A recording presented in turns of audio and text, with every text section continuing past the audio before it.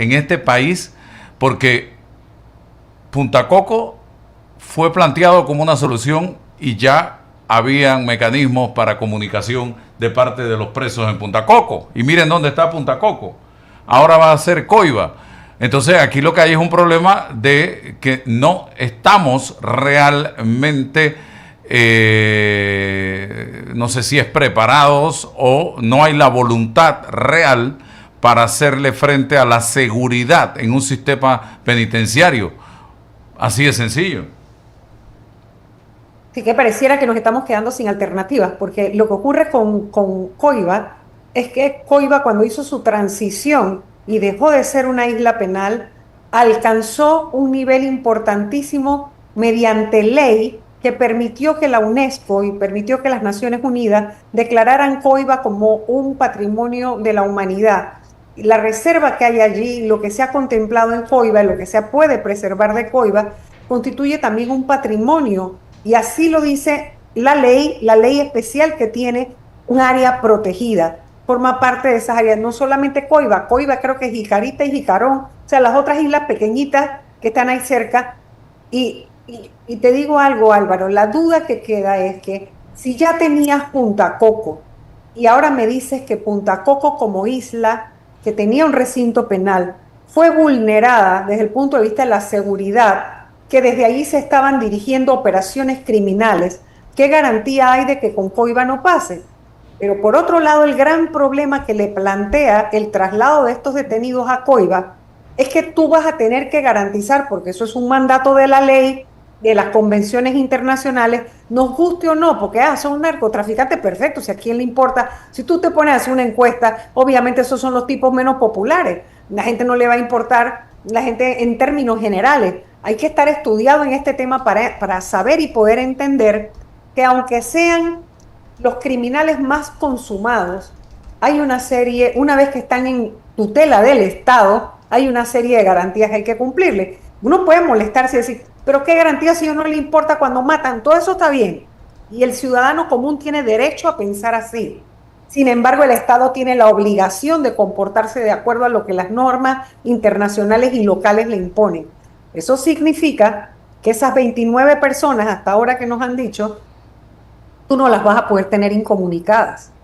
Entonces, Coiba va a tener una afluencia de personas y una serie de necesidades de descarga de desechos, de alimentación y demás, que pueden hacer perder, y definitivamente van a hacer perder, la calificación de patrimonio que tanto sirve no solo a la humanidad, sino a la ciencia, y en ese patronato o ese grupo de personas que integran el tema de Coiba, lo van a poder decir, Smithsonian, Senacit, los que están allí incluidos en esa ley. Bueno, ya lo dijo el ministro de Ambiente, ¿no?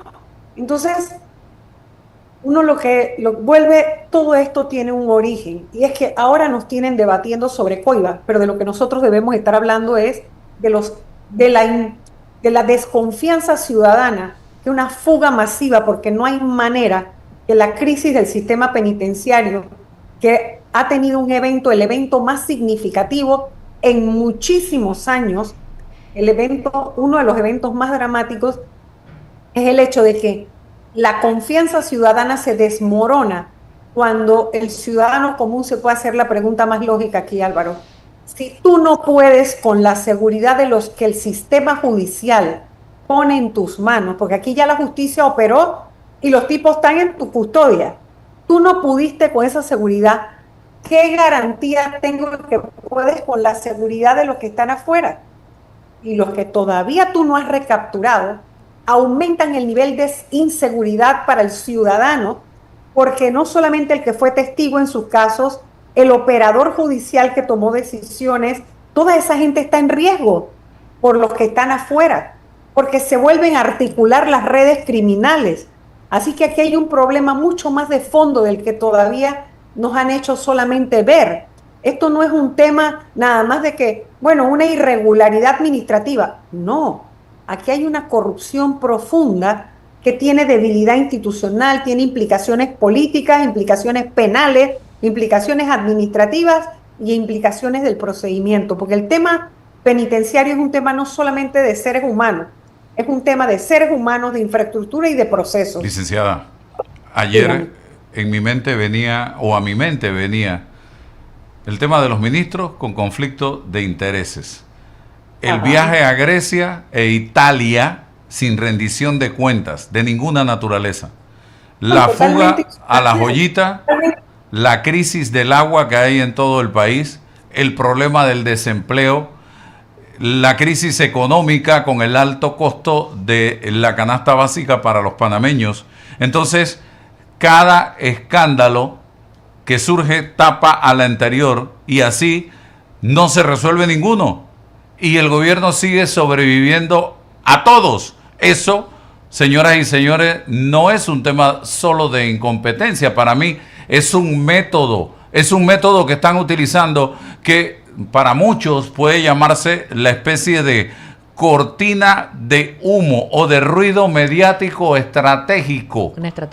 Una estrategia, le monto un tema al otro, después le monto el otro, y ahí se nos va olvidando porque no nos da tiempo de siquiera reflexionar. ¿Usted se acuerda de hace 70 días la explosión en el Puente de las Américas y las consecuencias que eso ha tenido? Ninguna. ¿Cuántos detenidos o imputados hay por esa situación? ¿Quiénes fueron los heridos y quién fue el muerto en esa situación en el Puente de las Américas? ¿Quién ha pagado los costos de todo lo que se ha tenido que hacer en el Puente de las Américas? ¿Y cuándo se va a permitir el paso de los camiones por el Puente de las Américas? Ya se nos olvidó ese tema y se nos seguirán olvidando porque se está utilizando la estrategia de la cortina de humo.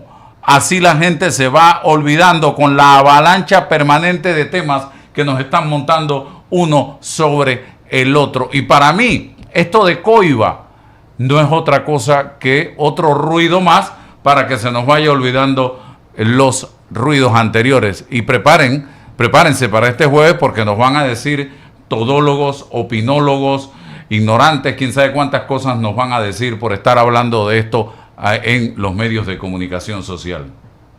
Pero definitivamente que el 33% que votó por ellos o por el presidente Mulino, una buena parte debe estar muy decepcionado, porque lo que sí ha demostrado es una gran incompetencia en una cantidad de temas que podrían resolverse.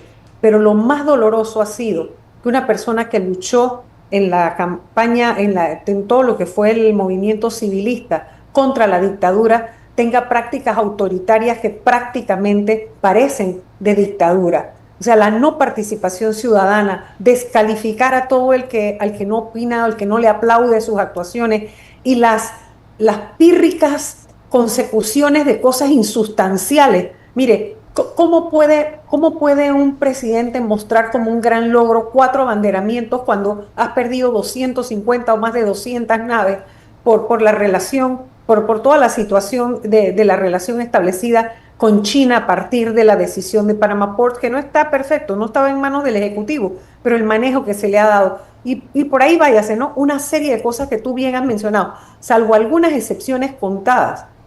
Creo que cuando mucho una ministra y un ministro que pueden estar lavando la cara con sus actuaciones, la verdad que es muy fuerte porque ya no le pueden echar la culpa a la falta de recursos. Cuando ya tú estás en tu tercer año de gobierno, tú no tienes a nadie más a quien culpar que tu propia gestión. Entonces, sí hay que revisar lo que se está haciendo y todavía están a tiempo tal vez de enderezar el camino si es que hay la voluntad política de hacerlo. Porque sinceramente no se están atendiendo las necesidades y la forma en que se está respondiendo da mucha vergüenza. La forma indiferente. Y eso lo plantea muy bien 2 encíclicas papales, tanto la Fratelli Tutti como la Magnífica Humanitas de ahora del León XIV, y es que no pueden seguir mirando para otro lado si la corrupción la tienen ahí montada en el propio gobierno o creen que el conflicto de interés no es una forma de corrupción. Esa es la antesala de la corrupción es exactamente el conflicto de interés. Oiga, René Quevedo. Y perdón, Álvaro, tú decías y que el tema de Coiba, claro que nos distrae ahora cuando todavía no tenemos la certeza de las sanciones, porque si no hay un castigo ejemplar efectivo para lo ocurrido con la fuga masiva de 195 detenidos hasta ahora que se sabe, y más aún ¿Cómo el Estado va a tener que responder frente al homicidio de 3 personas que estaban bajo la custodia del Estado? Ujú. Eso también no nos han dicho absolutamente nada. Ni siquiera sabemos como El punto de hombre salió de partida esa quién dio sala, la orden para todo esto, para un movilizar. traslado que dejó en evidencia, es un traslado que dejó en evidencia la falta de Ujú. coordinación interinstitucional, y eso golpea fuertemente el de Estado de Derecho, porque muestra la debilidad institucional que hay. Así mismo es. Oiga, René, ¿cómo ve usted el tema del sector construcción? Yo conversaba hace unos días con gente conocedora de la materia y me decían, Álvaro, la situación del sector construcción está bastante lenta en este momento y con perspectivas no a 1 ni 2 años. Estamos hablando quizás de 3 años para ver una recuperación en el sector. ¿Qué piensa usted, René? Sí, buenos días, Adán, Matilde, Libeika, Álvaro. Sí, bueno, básicamente el tema de la construcción para mí se resume en, el impuesto de transferencia de bienes inmuebles, el ITBI, ¿ok? Que al no exonerarlo, particularmente en las viviendas de interés social, significa un aumento del abono inicial. Esto es sencillo, esto es bien claro. Entonces, no olvidemos que la mayoría de quienes ganan más de $800 en este país son funcionarios públicos. 73% de los trabajadores formales del país son privados, pero solo 37% gana más de $800.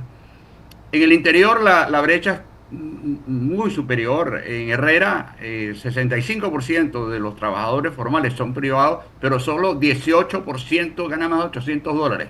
Es decir, 82% de quienes ganan más de $800 en Herrera son funcionarios públicos cuyos salarios pagamos con plata prestada. Entonces, en ese contexto, eh, sí hubo fue positivo la aprobación de la ley preferencial. Sin embargo, lamentablemente, dada la situación actual que vive el país, el no exonerar el ITBI significa un aumento de la cuota inicial para mucha gente que tiene muchísimas dificultades para poder acceder a una vivienda, para calificar. Entonces, yo creo que, sin embargo, en el primer trimestre de este año tuvimos la mayor inversión privada en construcción en los últimos 5 años. Entonces, yo creo que dentro de todo esto no va a haber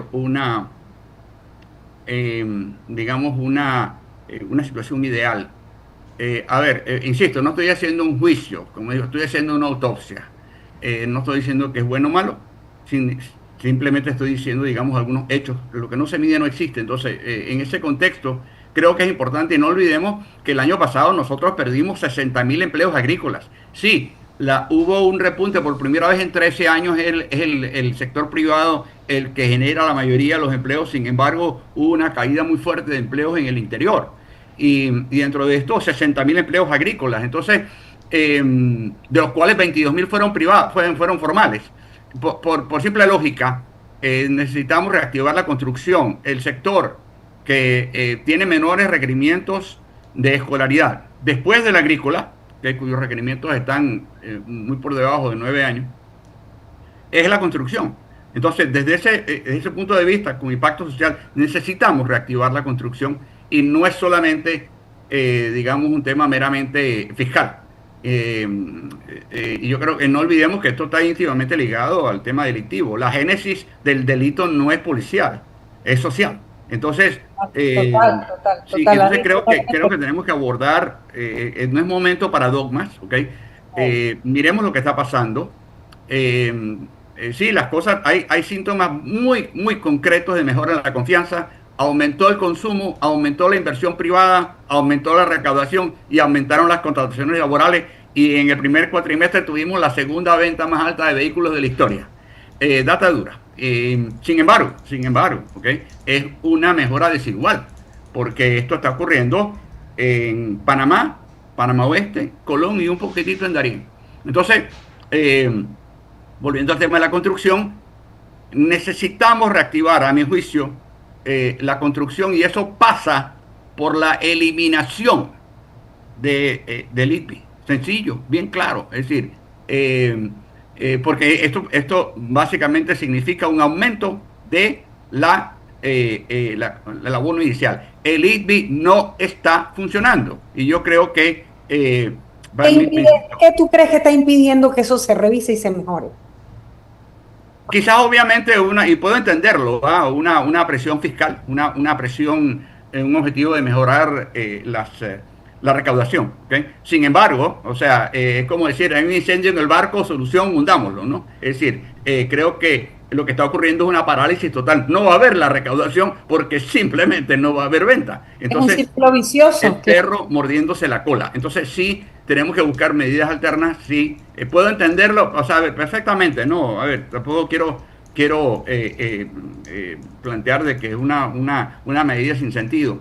Sí hay un razonamiento fiscal, obviamente, y volvemos al tema que siempre digo acá, nosotros no vivimos de lo que ganamos, sino de lo que le cargamos a la tarjeta de crédito y se nos acabó el saldo. Entonces, sin embargo, tampoco podemos irnos a ver, la economía no necesita más ingresos, no más impuestos. Entonces, en la medida que haya actividad económica, esto irá dinamizando la economía. Sin embargo, respeto, digamos, la decisión. Sin embargo, tiene otras consecuencias. Es decir,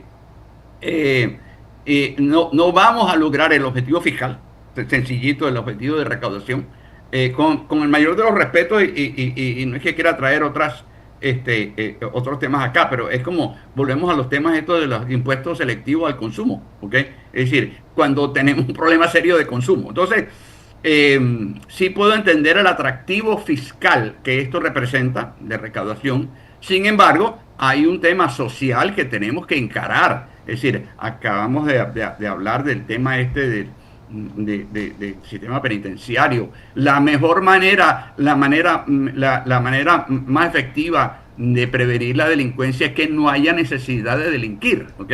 Es decir, y esto presupone de que haya oportunidades para todos y que el mejor programa social del mundo es un empleo, lo dijo Ronald Reagan en el año 80. Entonces, a ver, no podemos tomar una óptica estrictamente fiscalista, a la cual respeto y tiene su razonamiento. Pero miremos el impacto global. Creo que tenemos que pasar del dogma al pragma, ¿okay? En este momento nos urge. Sí, hay una mejora importante. Por primera vez en 13 años los caballos están delante de la carreta y es el sector privado el que genera los empleos. Sin embargo, un año no va a desvirtuar 12 años de historia.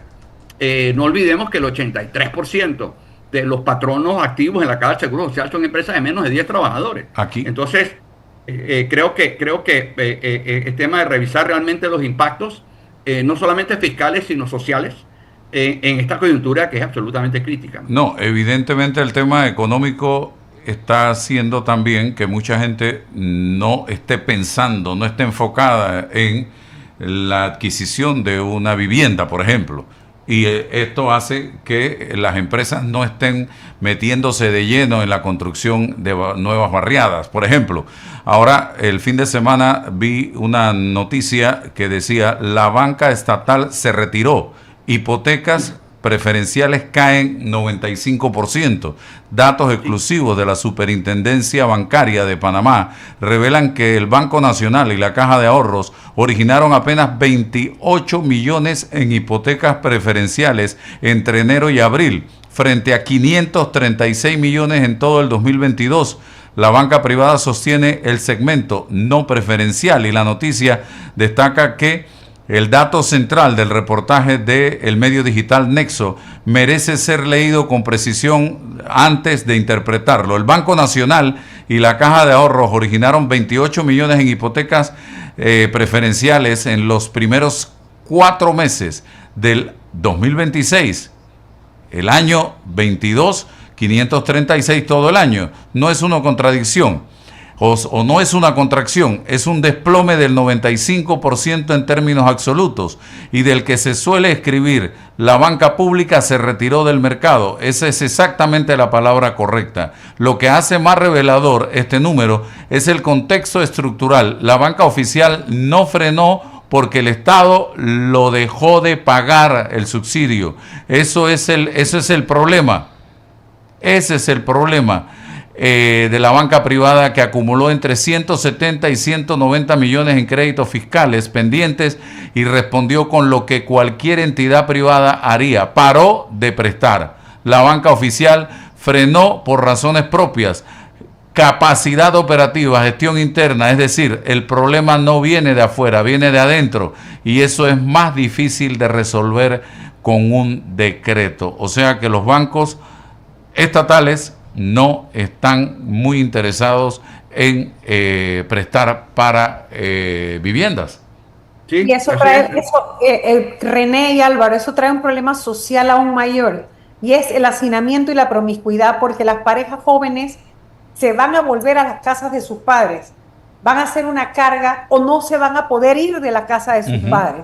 Es un segmento de una población en la que van a estar hacinados y los conflictos internos, o sea, los conflictos familiares van a aumentar, van a disparar la violencia intrafamiliar o la violencia doméstica, mejor dicho, la violencia doméstica, y además el maltrato al adulto mayor y al menor, porque vendrá el despojo de los adultos mayores de su tranquilidad y de sus espacios y de sus hogares, porque esos hijos van a retornar. Así de sencillo, así de sencillo. Mire qué interesante. El problema es que nosotros agarramos un número y construimos una narrativa, y o sea, a ver, tenemos que ver todo un contexto. Mire, cito con frecuencia las ironías de lo que está pasando, y el tema de la venta de autos, la segunda venta de autos más alta de la historia, solo 12 unidades por debajo del año pasado, del 2016, perdón, concurrente con una reducción de 18% en la morosidad bancaria, ¿ok? Data dura, ¿ok? Esto apuntaría a una recuperación del mercado laboral. Sin embargo, en el 2025 hubo 1.000 millones menos de hipotecas que en el 2015. 1.000 millones, ¿ok? Menos. Es decir, obviamente, y bueno, lo que decías hace un momento, ¿no? O sea, la gente está, y ciertamente los jóvenes están accesando menos, se les está complicando. Ese es otro problema social, y es que es tan grave el problema del transporte público que están priorizando poder movilizarse con su propio vehículo, aunque sea prestado, ¿verdad? Porque el tema de vivienda lo están resolviendo con el hacinamiento familiar. Así es, sí. Entonces creo que en ese sentido, como decía, mirando datas frías, ¿ok?